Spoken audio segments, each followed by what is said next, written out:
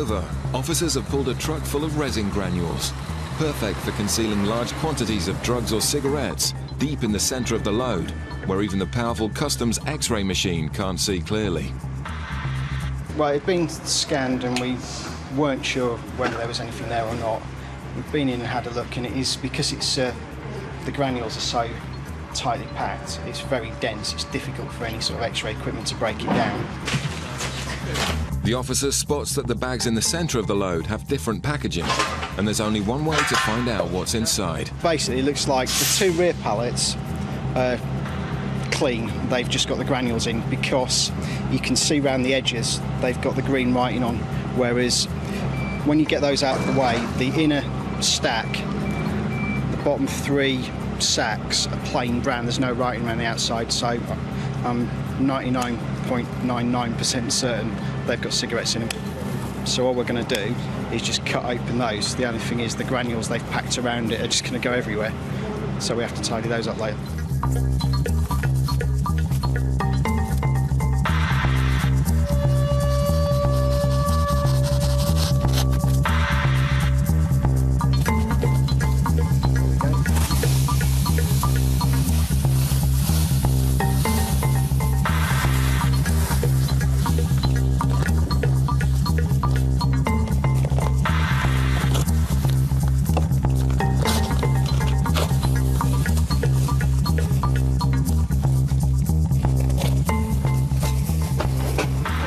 Hey presto, cigarettes. It's a sophisticated attempt to smuggle hundreds of thousands of fags into the UK, but thanks to this team's experience, it's failed. Makes it worthwhile, especially when you've got to go to a bit of effort to find it. And it looks like it's going to be exactly the same all the way down to the single pallets at the front, possibly. It goes as far as there. These ones dirty? Those ones are dirty, those ones are clean. 17 by 6 by 3,000. The front two, it looks like I've only got 3 bags, 3 dirty bags in each. So it's the equivalent of 17 dirty pallets. So it's 304,000. There you go. 306,000. Which means the smugglers have laboriously stashed over 15,000 individual packs. It's not actually that unusual. A lot of the Eastern Europeans, for some reason, quite often they'll be broken down into the packs of 20, but then sellotaped into carton sizes by breaking them down into smaller packages. Obviously, they make it harder to find. It's always easier to find larger amounts than it is to find smaller amounts.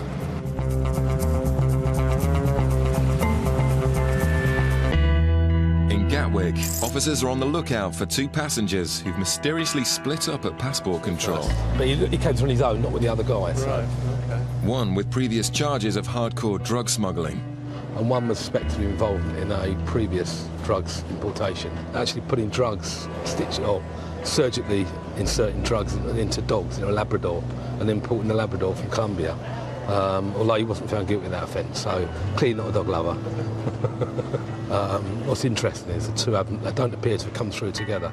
The 2 men tried to disappear in the crowd, but the officers have them in their sights. Hello, sir. Where have you come from today? Antigua. Antigua. I'd like to come over very quickly.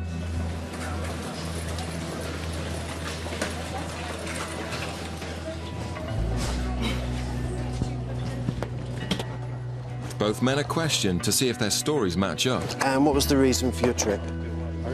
Yeah. Well, to visit my mum. Okay, and how long were you out there for? 2 weeks. Lovely. You travelling on your own today? Pardon? You travelling on your own today? Yeah, well, a couple of us, but the rest of them is in the line. Oh, right, sir. Did you travel on your own today, sir? Yeah. Sorry? Yeah. Yes, you did. With their known connections with drug smuggling, their contradictory answers warrant further investigation. Around the edge here, some sort of thickness there, but it seemed quite heavy. What I want to do is just pierce it very quickly and see if anything comes out.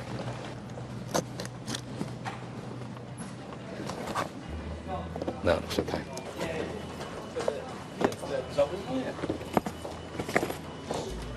The drug swab gives a small hit for cocaine, and the 2 officers compare their findings. He told me he's travelling with him. My chap said he was on his own. Right, the guy I've got said There were 10 of them over in Antigua. They didn't all go out together, they went out in various groups. Met in Antigua, 10 of them. And today, 3 of them have travelled back. Him, and he pointed to the guy you're searching to say that they are travelling together. So, All right then, right, that's interesting. When I first stopped you at the start, you know, as I was just explaining who I was and where you'd come from, and I asked if you'd travelled on your own. Now, my colleague just happened to be chatting out to another chap over there, and when we just happened to be out there at the same time, he said that actually this chap said he'd travelled with you. Yeah, we all together were moving on our own, but yeah. So when you said you'd travelled on your own, No, I think What even do- if I'm travelling with probably a woman or kids or something like that. right? Okay, so but you did, Yeah, okay. no, it's Was it just the 2 of you? No, there's another one as well. Okay. Thank you. that's fair enough. I'm actually, apart from, I'm nicking a bottle of honey, but apart from that, I'm completely happy. You've got nothing at all, the guy I've got. He's not quite relaxed, actually. Yeah, so Not, are you happy? Yeah, Excellent. yeah. Finding nothing to justify a body search, Thank you for your patience. the 2 passengers are free to go. There's your passport. Have a safe journey home. Cheers. He seemed an all right guy. I mean, not nervous at all. More than willing for me to do the search. And because of his cooperation, we've got it done a bit quicker, actually. So you want to catch people with drugs, but at the end of the day, you don't want to catch innocent people. So there it goes. The war against drug gangs is also fought using undercover surveillance officers. In 2005, officers listening in on one smuggling plot picked up clues that another bigger importation was being hatched by 3 men. It was carried out over a period of about 6 months. Some fairly intensive surveillance on a number of people, which included Simon. Undercover customs officers put the suspects under continuous surveillance. The officers began hearing hints of what sounded like a major drug smuggling plot.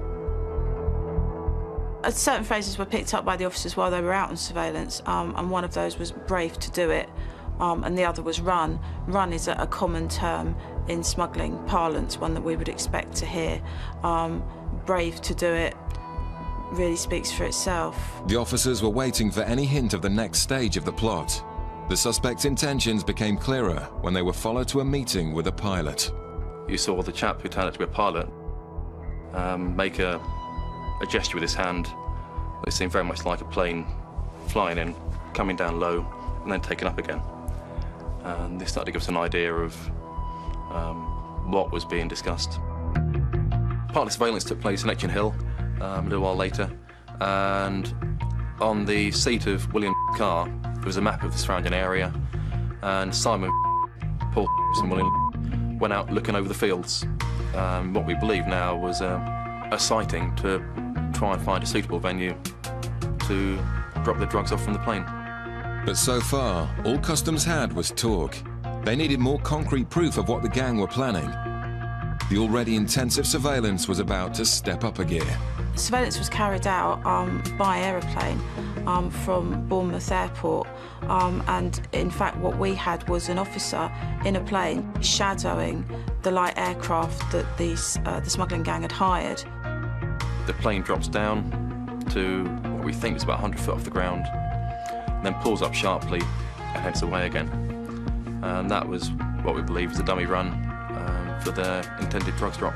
When you're conducting these operations, there's always the right time to actually knock something, to actually take it further. And the team here made a decision that they actually had enough material. But the officers in the UK were beaten to it when the pilot was caught red-handed with the drugs before he'd even left the ground.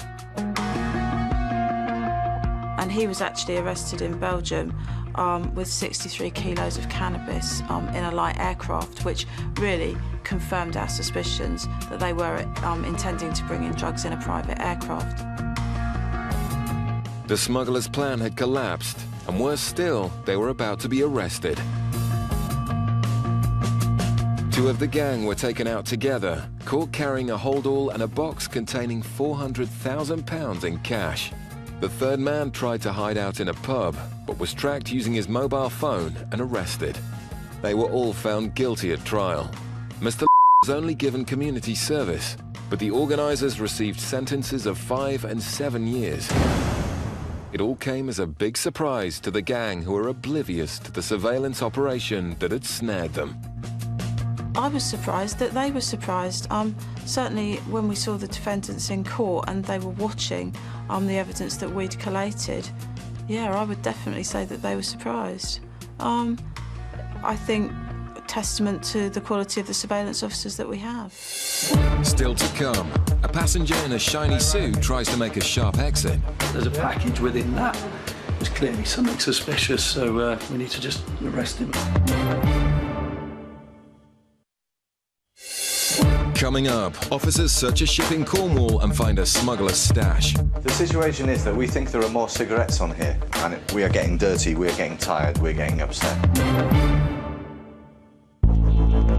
In Bristol, a plane from Banjul has just touched down. Officers are on the ground hoping to catch any drug smugglers, notorious on this flight. Banjul is a flight for us, really, which is produced for cocaine as well as a couple of cannabis seizures have been taken from it. Anything which doesn't look familiar or looks out of the ordinary, it could be anything. Just pull it off and pull over the passengers and see what's in the bags. The X-ray can identify drugs, tobacco and foodstuffs. But to find out exactly which, passengers need to be searched. Shows the round shows it was organic. It's, yeah.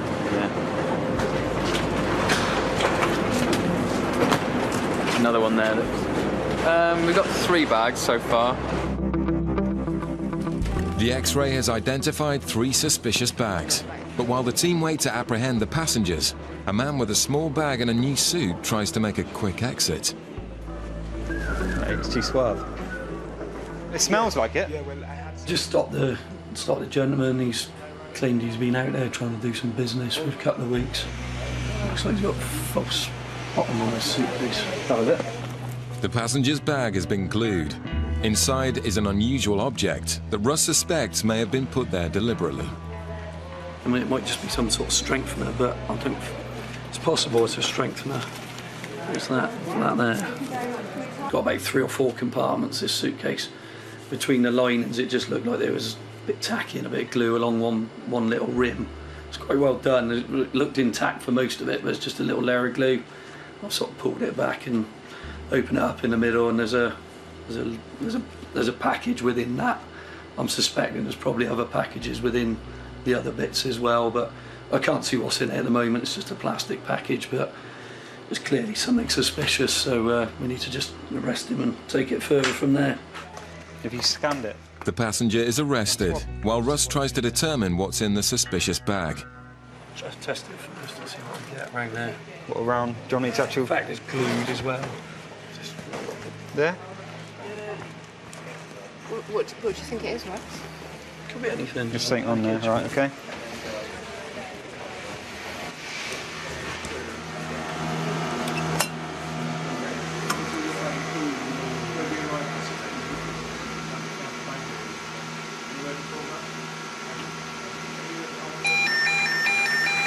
Oh,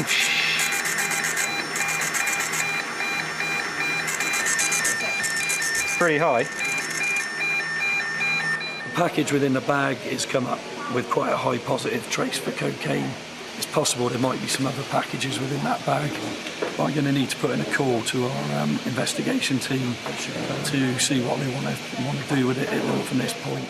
Targeting the flight from Banjul has paid off, which is more than can be said for this man's attempt to smuggle cocaine, and his ordeal is far from over. In Cornwall, customs ship searcher is on patrol. Skipper Colin gets a call about a Polish ship heading into Falmouth with a container of explosives being returned from North Africa. How much are we talking about here?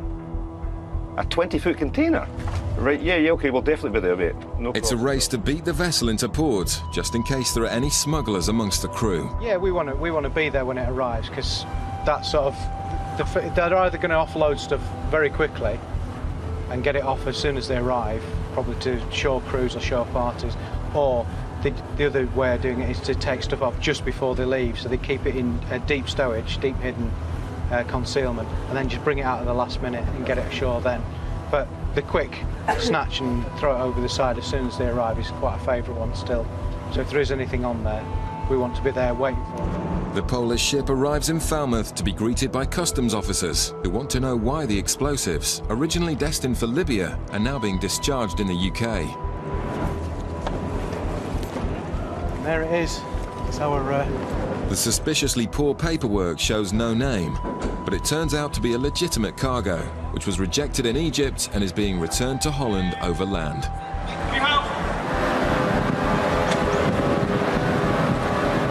What my team are going to do, they're going to have a quick look around the boat, a quick search. The mystery of the container has been solved, but the officers also want to rummage the entire ship for illegal cigarettes.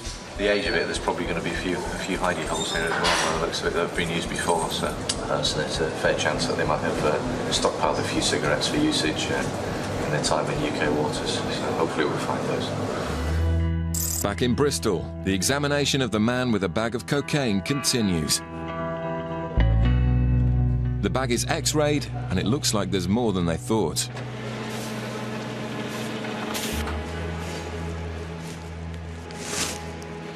It's good when all this stuff we have works. That could be 3 kilos or more. Good job, Russ. But I did say I wanted that one. It's a serious haul of a Class A drug. And before Russ can transport the arrested man into custody, he'll have to be strip-searched. The only behavioural indicator that I spotted was him fiddling around in his pockets a lot. He is nervous. Yeah. You go from top to bottom? From bottom to top? I know we get to do the bottom first. Unconscious, we have been authorised to conduct a strip search of you because of what you're carrying in your briefcase. Right. Not all smugglers act the same, but this man appears unconcerned by the seriousness of the crime. Okay, if you can remove your jacket and your belt to start with, please. I was just saying, actually, it's amazing how cool he is. To get what he could be possibly getting at the end of this, it's amazing how he's so cool. I mean, he hasn't even raised his voice or anything. He looks really cool. It's amazing, to be honest. You don't know, really. You don't know what they're feeling inside. If you was to put your hand by his chest, it may be a different story. But from the outside, he looks as cool as a cucumber. The officers also search the rest of his bags and find 2 passports in other names. Oh my God, that's got another one. Got another passport. The gentleman's in significant amount of trouble at the moment, yeah. And he'll be handcuffed, put in a car and taken to Weston-super-Mare Police Station. He's just sitting there very compliantly at the moment. Hopefully it'll stay that way when we take him to the police station. It's a great result for the officers, with over 3 kilos of cocaine off the streets and 1 more smuggler heading for some serious time behind bars. Customs officers are still searching the Polish vessel for any cigarettes being smuggled into the UK to be sold on the black market. Now, you declared 60 cigarettes? Yes, 60 cigarettes. Where are those 60 cigarettes to begin with? Put them there. That's your declaration, okay? Not a problem. Yeah. Do you have any more cigarettes? I'm not sure. I have 40 more. 40 cigarettes more. That's all? Yeah, that's it. Woody's finding signs that the crew aren't all as honest as they should be. Just open. There's 100. Have you got any more cigarettes hidden? You put on the form 200. There's 300. Got any more? No 4 packets. I'm cabin smoke in galley smoke. Good. Have you hidden any more cigarettes in the galley? Yes. Where have you put them? No, sorry, no. It's only a small amount, but it's often a sign of bigger things to come. A lot of the time the captain doesn't know what the crew are up to. That's why the best areas to search are usually away from where the captain might go on a day-to-day basis. The captain wants to sail on, but searching the ship could take hours, although there's no evidence of serious smuggling so far. We got the initial details. I mean, potentially it was a great big terrorist problem. We had hints that it was going to Libya. We've managed to clamp it down to being a legitimate company, doing legitimate trade, which is basically what our work's all about, really. Sorting out the bad guys from the good guys. Just hang on a sec, he's shouting something. You found 10,000? Just as they're about to give up, they find a stash of cigarettes deep in the ship's hull.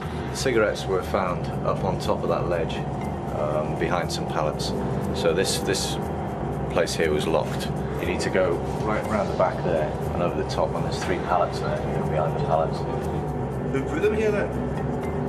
Whose cigarettes are they? I don't know. You first smell them on board. You done his cabin? I've done his cabin. It's clear. Money? No, I didn't see it. Oh, well, okay then, bosun.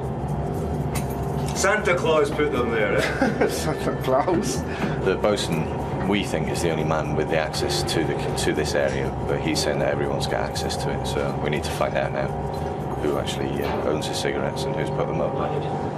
The situation is that we think there are more cigarettes on here. Now, there's two options. We can stay here and find them, and we are getting dirty, we are getting tired, we're getting upset. Yeah. Or you can tell the crew to bring any more cigarettes to us. But they didn't have any. We have just found 10,000, Captain. And it's causing you a lot of problems if you don't get the owner for us and help us out by trying to find out if there are more cigarettes on here.